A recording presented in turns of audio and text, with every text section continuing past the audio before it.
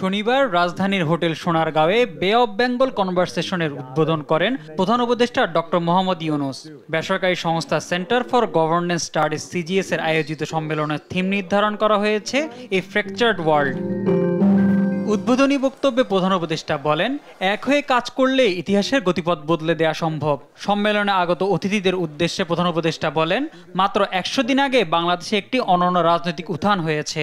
১৬ বছর ধরে দেশ শাসনকারী ফ্যাসিবাদী শাসনের পতন ঘটাতে ছাত্রদের নেতৃত্বে হয়েছে সফল বিপ্লব।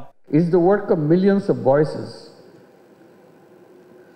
voices of the entire nation, voices that have demanded change, voices that continue to push us all to build a future based on human rights, freedom of speech, justice and inclusion.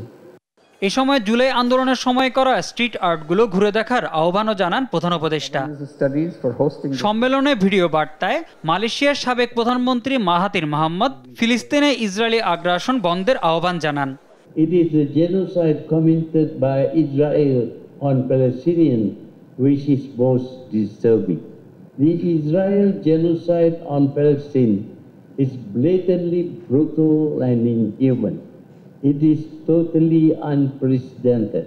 CGS এর নির্বাহী পরিচালক বলেন, এবছর এই আয়োজনে যথেষ্ট সহযোগিতা পেলেও বিগত বছরগুলোতে ছিল নানা প্রতিবন্ধকতা।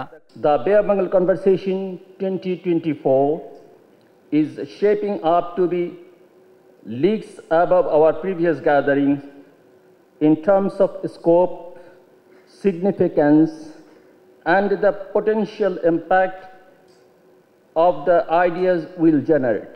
আন্তর্জাতিক এই সম্মেলনে ৮০টিরও বেশি দেশ থেকে ২০০ জনের বেশি আলোচক, ৩০০ জন প্রতিনিধি সহ ৮০০ এর বেশি অংশগ্রহণকারী রয়েছেন।